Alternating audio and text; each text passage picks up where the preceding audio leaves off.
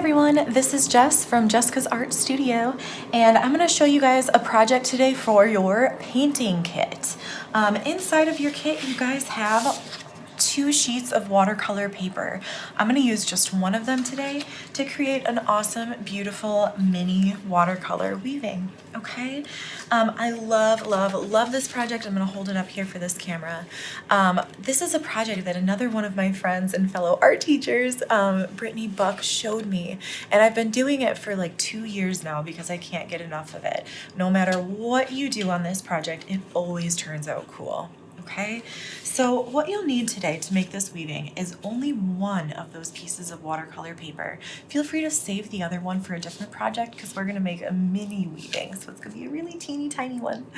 The other thing we need is our watercolor paints, so whatever your tray of watercolor paints looks like, that's what we're going to use today. I have my water container here with some paintbrushes.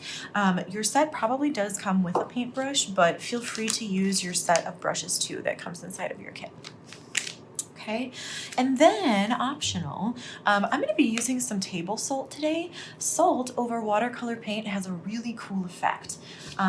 When you sprinkle salt, and I'll hold it up here, over really wet paint, the salt kind of sticks, all those little granules sort of stick to the paint and soak up the pigment. And once it's dry, we wipe away all the little granules of salt and it leaves behind this really cool speckled or like freckly looking patterning on paper. Super cool. So since ours is going to be a mini one, I'm going to take my 1 sheet of watercolor paper, fold it in half and just crease it so I know that both pieces will be exactly the same. Okay, and then I'm going to take a pair of scissors and go ahead and cut these in half to the best of your ability. All right. You're going to notice on your watercolor paper, this is cold pressed paper. One of the sides is a little bit more rough, a little more textured. The other side is a little bit more smooth. It can be a little tricky to tell, but you definitely notice after looking at it for a while. The rough side, the side that has more texture, is the side that we want to paint on. Okay, so I'm going to make sure both of those sides are facing me. I've got my paints ready to go here, and actually I'm going to scooch these up here. Awesome. Smaller brushes for smaller details, right? So today I'm going to use a combination of brushes most likely.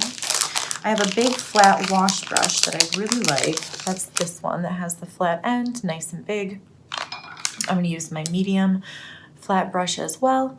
And then I have the small rounded brush, okay, for fine details. I'll go in my water.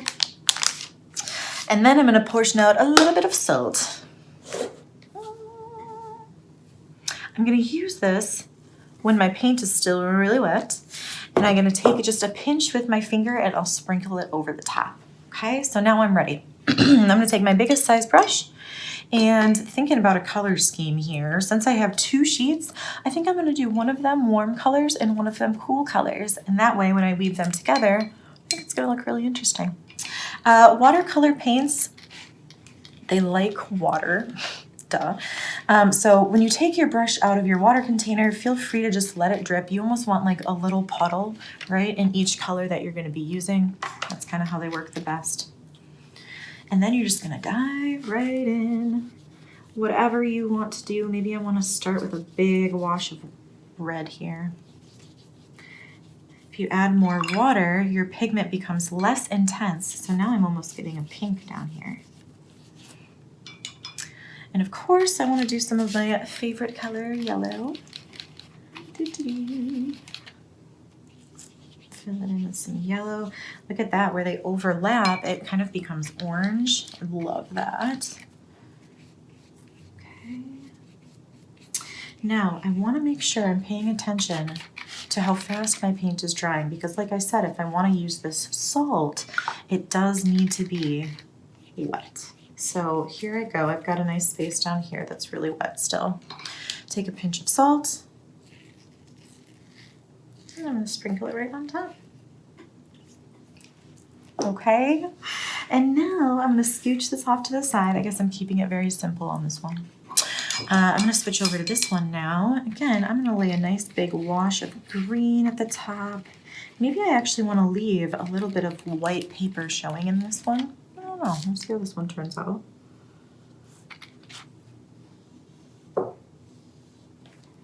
Take a pinch of salt.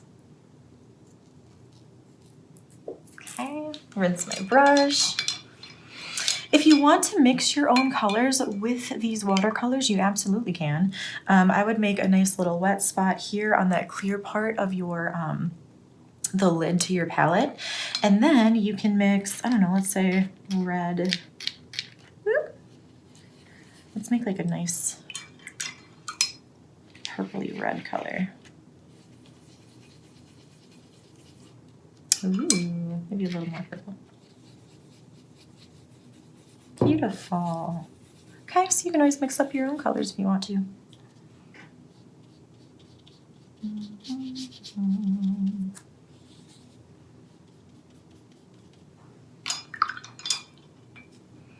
How about some blue? Ooh, I like this bright blue.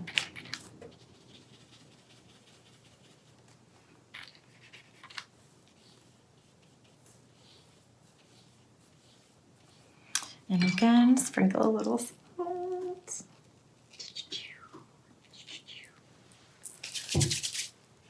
All right, I gotta think about my last few colors here. I think black would look really cool.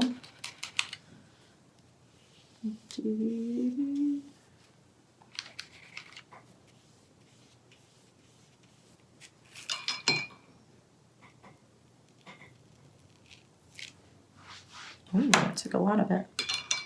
Too much salt. And then I'll end with a bright purple.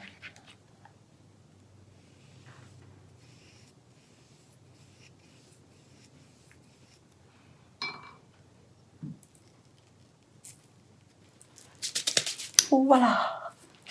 All right, so I'm gonna let these totally dry. Once they're dry, we'll get all of the salt off, and then I'll show you how to cut these into strips, and we're gonna weave them through the other piece of art paper so that it turns out like this, a little mini one. All right, have fun with this first step, and then once it's dry, we'll do the second part.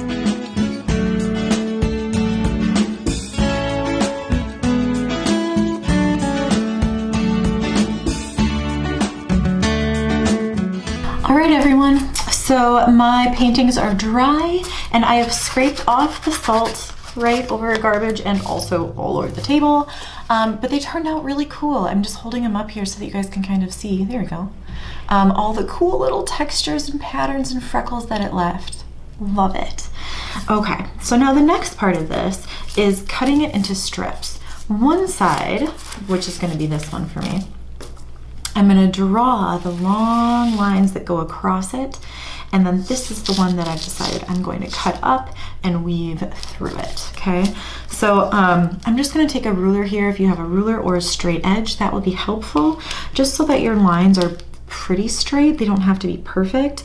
I also want to make sure that I don't cut all the way to the edges because I don't want to cut these into strips. I'm basically just making the weaving pattern here for the strips to go through. So I'll leave a little end space, maybe like 2 centimeters. Okay. Oh no, my lines are getting crooked. Straighten that out. Boink. And probably one more. Awesome. Now that I have these lines, here's what I'm going to do. I'm actually going to fold it in half. Right? It doesn't have to be super tight, but this gives me a starting point to cut into so that I can cut into those lines equally on both sides. Ta-da!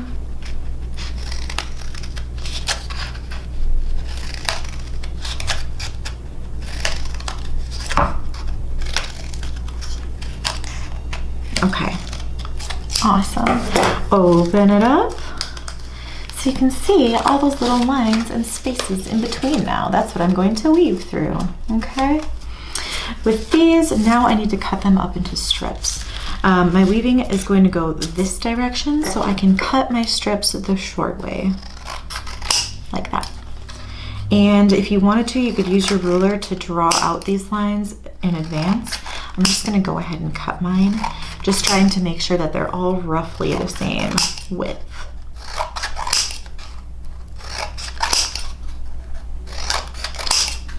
And one more. Awesome. So now I've got all my little tiny strips. To do my weaving, the pattern is over, under, over, under, over, under. So if I start by going over this first strip with this one here, over it, I'm going to make sure that underneath that second strip, I'm going underneath it. And then over the next one, and under, and over, and under, until I get to the other side. Then I can scoot it down as far as I can to where I cut. And if you wanted to, right, obviously I left plenty of space for myself. If I wanted to, I could even cut those closer to the edge, just be a little risque. Okay, now for my second strip, instead of starting by going on top, I'm gonna start by going under. It switches, right? Under, over, under, over. And this will go all the way across.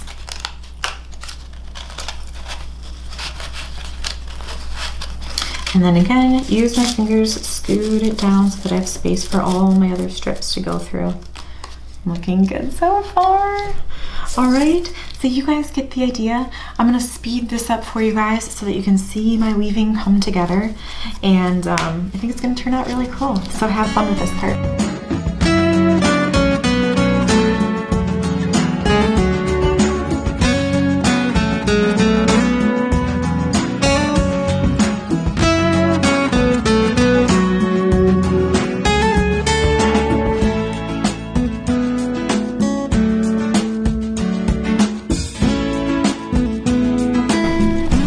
All right, you guys, so this is how my weaving turned out. You might have seen in my time lapse, I did accidentally rip the end of it. What a bummer, but it's not a big deal. I can put a little piece of tape on the back, tape it right together, and you will never know the difference.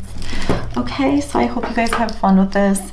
The speckles turn out really cool. Experiment with that salt, experiment with color mixing, and have fun.